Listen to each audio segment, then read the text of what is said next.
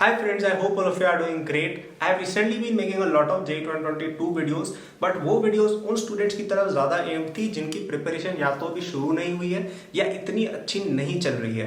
But a lot of people who follow me are also students जो बहुत अच्छे से अपनी पढ़ाई रेगुलर करते हैं और वो अभी अपना 70-80% JEE सिलेबस कंप्लीट करके बैठे हुए हैं. ये वो बच्चे हैं जो यार फ्यूचर में टॉप 500, टॉप 100 इस तरह की रैंक्स लाने का सोचते हैं. तो आज हम इस वीडियो में एग्जैक्टली यही डिस्कस करने वाले हैं कि अगर आप एक एडवांस्ड एस्पिरेंट हो कि यार अभी तक आपकी प्रिपरेशन मोर और लेस अच्छी चल रही है, तो आप कैसे उसको एलिवेट कर सकते हो कि आपकी रैंक 100 में आए, 50 में आए, ऑल इंडिया रैंक 1 आए. ये रैंक्स के लिए कैसे तैयारी करनी है, आज हम इस वीडियो में यही डिस्कस करेंगे. एक डिस्क्लेमर रहेगा कि अगर आप एक ऐसे स्टूडेंट हो जिसकी प्रिपरेशन ज्यादा नहीं हुई है या उसने भी प्रिपरेशन जस्ट स्टार्ट किया, ऐसा अगर सीन है, और अगर आप इस तरह की वीडियोस देख के डिमोटिवेट हो जाते हो, तो आप इस वीडियो को प्लीज अवॉइड करें. मेरा इस वीडियो को बनाने का मकसद केवल ये है कि यार जो थोड़े एडवांस स्टूडेंट्स हैं उनको भी थोड़ा मैं कुछ गाइड कर सकूं, और जो बच्चे ऐसे हैं यार जिन्होंने ज्यादा प्रिपरेशन नहीं कर रखी है वो भी इस वीडियो से शायद कुछ सीखें, कुछ प्रेरणा ले, कुछ इंस्पिरेशन ले, if you like it. Okay, so with that disclaimer I will go ahead or I will be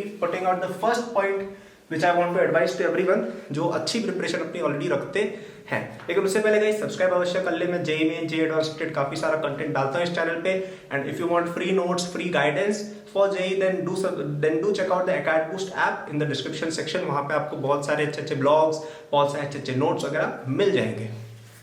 point number 1, तो मैं यहाँ पे अज्यूम कर रहा हूँ कि ये जितने भी बच्चे जिनकी मैं यहाँ बात करने वाला हूँ ना, उनका 70-80% जेईई सिलेबस कंप्लीट है. कि भाई मैं आपको स्टोइशियोमेट्री का कोई क्वेश्चन दे दूं आप कर लोगे, मैं आपको जेईई एडवांस का कोई रैंडमली मैकेनिक्स का क्वेश्चन दे दूं आप काफी हाई प्रोबेबिलिटी के साथ कर लोगे, मैं आपको इलेक्ट्रिक करंट का कोई क्वेश्चन दे दूं कि एक बड़ा सा सर्किट बना के उसमें पूछ लूं कि भाई इसके अंदर बताओ इक्विवेलेंट रेजिस्टेंस क्या क्या है क्या नहीं है, आप कर लोगे. मतलब आपको चीजें पता है ज्यादातर.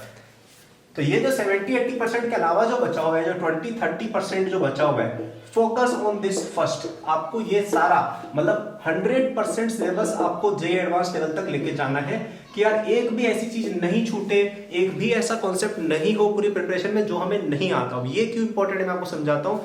मैंने नोट किया है कि जो बहुत इंटेलिजेंट और जो बहुत ही ज्यादा डिटरमाइंड बच्चे होते हैं ना, जैसे मैं था पहले जब अपनी प्रिपरेशन के दौरान कि भाई मेरा सब कुछ टाइम पे चलता था, तो कई बच्चों के साथ क्या इशू होता है कि वो ये तो कर लेते हैं कि भाई रोटेशन उनको आएगा, उनको ज्योमेट्रिकल ऑप्टिक्स बहुत तगड़ा आएगा, लेकिन वो छोटे छोटे चैप्टर्स इग्नोर कर देते क्योंकि उनको लगता है यार इसमें मजा नहीं आ रहा.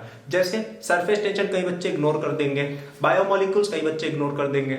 ओके, क्या आप समझिए मैं किन तरह के चैप्टर्स की बात कर रहा हूँ. तो छोटे मोटे चैप्टर्स नहीं होते यार जिनकी इतनी इंपॉर्टेंस नहीं है, इनको ऊपर ना तो कोई कोचिंग वाले ध्यान देते हैं, नहीं किसी बुक के अंदर ज्यादा डिस्कशन होता है. तो जो यूजुअली जो स्मार्ट बच्चे होते हैं वो इनको इग्नोर करके बैठते हैं. और जेईई वालों को ये बात पता है, ठीक है, जेईई वालों को ये बात पता है, तो इसीलिए वो इनसे क्वेश्चन डालेंगे. अब फॉर एग्जांपल आपसे रोटेशन का हर क्वेश्चन हो गया एडवांस के अंदर, लेकिन एक सिंपल सा क्वेश्चन है सरफेस टेंशन का, सिंपल सा क्वेश्चन है, एक क्वेश्चन है, वो अगर आपका छूट गया आपकी रैंक पूरी तरह से डिस्ट्रॉय होगी. क्यों? अगर आप टॉप 100 लेवल पे एम कर रहे हो ना कि आपको एआईआर 100 चाहिए, यहाँ पे अगर आपने एक क्वेश्चन एक्स्ट्रा कर लिया आपकी रैंक 40 आ जाएगी, एक क्वेश्चन कम कर लिया 200 चले जाओगे. अब ये रैंक है कुछ नहीं, 100 रैंक का डिफरेंस है, लेकिन समझ लो पूरी रैंक चेंज हो गई ना. 100 से कहा 200 पे पहुंच गए और 100 से कहा 40 पे पहुंच गए. अब यहाँ पे ऑब्वियसली एक क्वेश्चन से इतना फर्क पड़ता है, तो लक फैक्टर भी देखो आता है, सबको पता है ये बात कि भाई एआईआर 1 to 100 में लक फैक्टर काफी ज्यादा चलता है. लेकिन उसके अलावा हम अपनी तरफ से क्यों कमी रखें, राइट. सो आपको 100% सिलेबस, एक टॉपिक जो जेईई एडवांस के सिलेबस में लिस्टेड है अच्छे से आना चाहिए. पहला प्रायोरिटी ये, और ये करना बहुत मुश्किल काम होता है, ठीक है. ये कई बच्चे कर लेते हैं, कई बच्चे जो स्मार्ट होते हैं ना, जो अपने को स्मार्ट समझते हैं कि हमारी प्रिपरेशन तो बहुत अच्छी है, आप ये कर लोगे, ठीक है. ये करने में असली दिक्कत आती है क्योंकि आपको एक भी कॉन्सेप्ट मिस नहीं करना होता है. सो प्लीज एम कि आप ईयर एंड से पहले या एटलीस्ट जनवरी तक अपना सारा सिलेबस एक कॉन्सेप्ट अच्छे से समझ जाएं, अच्छे से आपके फिंगर टिप्स पे हो, ठीक है. This is the minimum requirement for even thinking कि हमें 100 में रैंक चाहिए, ठीक है. 100 में रैंक लाने वाले हर बच्चे का सिलेबस 100% कंप्लीट होता ही होता है. 99 भी नहीं, 98 भी नहीं, 100%. तो ये अपनी पहली बात रहेगी कि एक चीज आपको आनी चाहिए. कोई टॉपिक आपके लिए अनइंपॉर्टेंट नहीं हो सकता if you are aiming for that kind of rank. Second चीज जो मैं कहूंगा, केमिस्ट्री पे आपको पूरी तरह से एकदम अंदर पूरी तरह से भिड़ जाना है केमिस्ट्री के अंदर. क्यों? I will tell you. आप अगर एआईआर 100 के लिए एम कर रहे हो, ठीक है, टॉप 100 के लिए, टॉप 50 के लिए, रैंक 1 के लिए, तो आपको जेईई एडवांस में 80 से 90% स्कोर करना पड़ेगा, ठीक है. जेईई एडवांस में 80 से 90% स्कोर करना पड़ेगा। यानी कि आपको फिजिक्स और मैथ में भी मिनिमम 70-75% तो लाने ही लाने पड़ेंगे, ठीक है। और जेईई एडवांस के अंदर क्या होता है कि आप जब इस तरह के स्कोर के बारे में सोचने लगते हो ना कि यार हमें तो 90% पे जाना है, जब आप इस तरह के स्कोर की तरफ देखने लगते हो तो इसका मतलब ये होता है कि आपको मैथ्स के अंदर जो hardest of the hardest questions और फिजिक्स में जो hardest of the hardest question होंगे उनकी तरफ भी आपको जाना पड़ेगा। आप यहाँ पे ऐसा नहीं कर सकते कि केवल इजी क्वेश्चन करके आ जाओगे, केमिस्ट्री के क्वेश्चन हम बना लेंगे और हमारा हो गया, क्योंकि आप 90% 80% के लिए एम कर रहे हो। You are not the average JEE aspirant जो 40% के लिए एम कर रहा है, तो वो अगर हार्ड क्वेश्चन नहीं करेगा उसको हो जाएगा। आपको हार्ड क्वेश्चंस भी करने हैं और जेईई एडवांस में कई बार जो डिफिकल्ट क्वेश्चन आते हैं उनमें 10 मिनट 20 मिनट तक जाते हैं। और अगर आपको इतना टाइम देना है किसी क्वेश्चन को कि हमें 10 मिनट देने हैं क्वेश्चन को, यानी आपका टाइम सेव होना चाहिए। और टाइम सेव आपका कहाँ हो सकता है? यहाँ पर ओनली, ठीक है। तो केमिस्ट्री स्पेशली आपकी काफी फास्ट और टू द पॉइंट होनी चाहिए एकदम, कि भाई इनऑर्गेनिक के अंदर सवाल अगर कोई कर रहे हो उसी समय दिमाग में टिक कर दिया।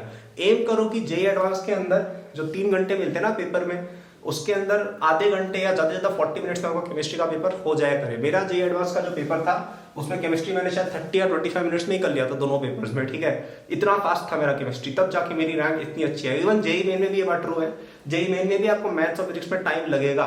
तो टाइम मिलेगा कब आपको वो करने का? जब आप केमिस्ट्री में टाइम सेव करोगे। ओके, सो मेक श्योर कि आप केमिस्ट्री एकदम बहुत अच्छी रखें अपनी।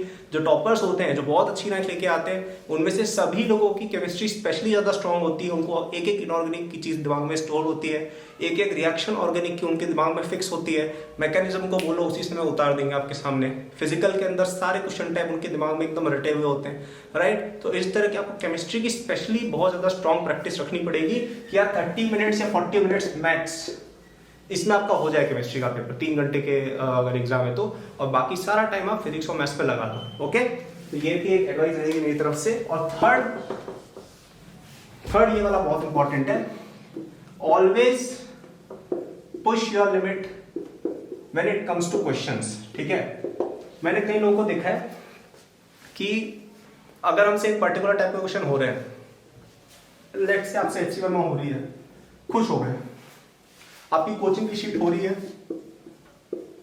खुश हो गए, भाई मजे आ गए। नहीं, आपको खुश नहीं होना है कभी अपनी प्रिपरेशन से, क्योंकि जेईई प्रिपरेशन एक इतनी बड़ी जर्नी है कि तुम कभी अपने आप को 100% सेटिस्फाई कर ही नहीं सकते, पॉसिबिलिटी ही नहीं है। There is always a room for improvement, no matter तुम कितने भी अच्छे हो।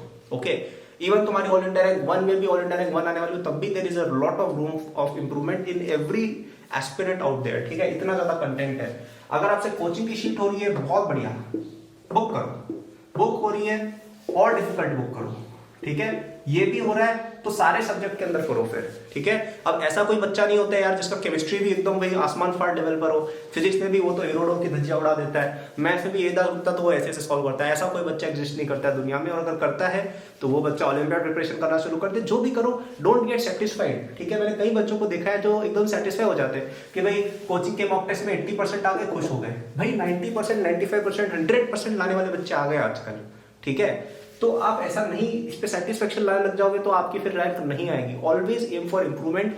आपसे अगर अभी कोई क्वेश्चन हो रहा है तो उससे डिफिकल्ट क्वेश्चन की तरफ बढ़ जाओ। जेईई मेन के क्वेश्चन हो रहे हैं, एडवांस के करो, एडवांस के हो रहे हैं, ओलंपियाड के करो, ठीक है।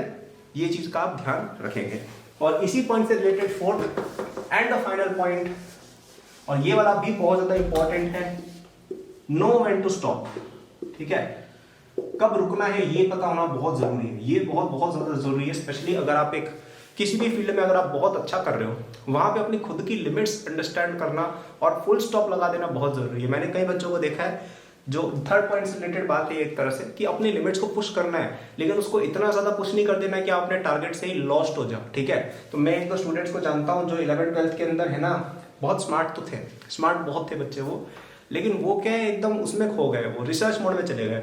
मतलब फॉर एग्जांपल आपको फिजिक्स में कुछ चीजें जैसे क्वांटम में आप पढ़ते हो, ठीक है, जैसे आप मॉडल फिजिक्स पढ़ते हो, वहां पे कुछ चीजें आपको जाननी चाहिए बिल्कुल, क्योंकि उनसे क्वेश्चन आएंगे।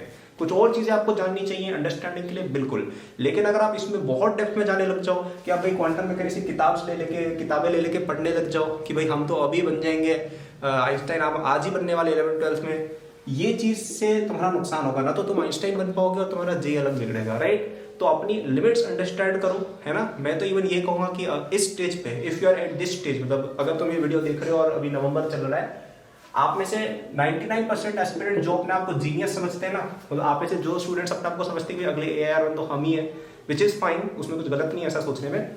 आप में से ज्यादातर बच्चों का एटलीस्ट इनमें से कोई एक पॉइंट वीक होगा। क्या आपसे मैं एक भी क्वेश्चन, मतलब आपका क्या सच में 100% सिलेबस कंप्लीट है? मैं अगर आपसे सरफेस टेंशन का कोई भी क्वेश्चन पूछ लो, आप कर लोगे? मैं आपसे इलास्टिसिटी में कोई भी क्वेश्चन उठा के पूछ लूं, क्या आप कर लोगे? मैं आपको केमिस्ट्री एंड एवरीडे लाइफ के बारे में कुछ भी पूछ लो, आप कर लोगे?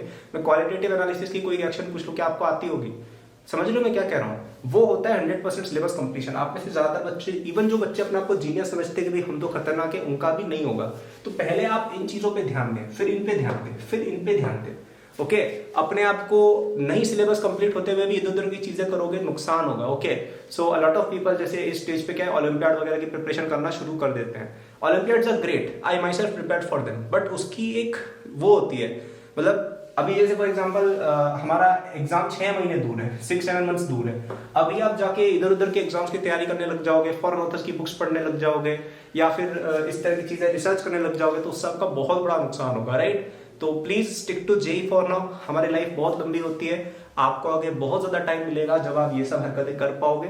अभी जेई पे फोकस करो, वरना बहुत बुरा पछताओगे। ये जो मैं बच्चा कह रहा था ना, जो ये सब करने लग गया था, ठीक है, बहुत स्मार्ट बच्चा है, बहुत बहुत स्मार्ट बच्चा है। मैंने जेई पे फोकस करता ना, 50 में रैंक इसकी तय थी, लेकिन आई कितनी, 2-3 हजार। ओके, और अभी ये कहीं है, मतलब किसी IIT में ही है, लेकिन इतना इसके पोटेंशियल पे नहीं गया है जितना इसका पोटेंशियल था इसमें। ओके, सो ओनली बिकॉज ये 4th पॉइंट भूल गया कि कभी भी अपनी विक्ट्री के अंदर कब रुकना है, ये हमें पता होना चाहिए कि हाँ भाई अब बहुत हो गया, अब मुझे रुकना है, अब मैं वापस से अपना रिवीजन करूंगा, मैं वापस से इनऑर्गेनिक पढ़ूंगा और ज्यादा अंदर नहीं जाऊंगा, just for the purpose of fun या जो भी लर्निंग वाली चीजें होती है। ओके, सो आई होप ये लिस्ट आपको काम आई हो, ठीक है। एंड मैं इसी तरह की वीडियोस बनाने की और कोशिश करूंगा फॉर एडवांस्ड एस्पिरेंट्स। तो आप सब्सक्राइब करें चैनल को, and if you need more help do check out my JEE 2022 ultimate course, जिसपे 18 नवंबर तक आपको 50% डिस्काउंट मिल रहा है। इस कोर्स के अंदर आपको बहुत ही अच्छी समरीज मिलेंगी ऑफ ऑल चैप्टर्स, तो आपको अगर रिवीजन वगैरह करना है आपको काफी मदद होगी। इसमें एडवांस के भी काफी सारे क्वेश्चन सप्लाइड है, और मेरी कई सारी पर्सनल ट्रिक्स भी इसके अंदर मेंशन है, जो मैंने JEE एडवांस के अंदर और JEE मेन में एक बेहतरीन रैंक पाने के लिए यूज की थी। सो स्पेशली अगर तुम इस तरह के बच्चे हो, तुम्हारे लिए काफी ज्यादा हेल्पफुल रहेगा, क्योंकि तुम लिटरली एक ऐसे ही बंदे से सीख रहे होगे जो तुम्हारा ड्रीम अकम्प्लिश कर चुका है। Okay, so check it out in the description. 18 November is the last day, and thank you for watching. Do follow these points and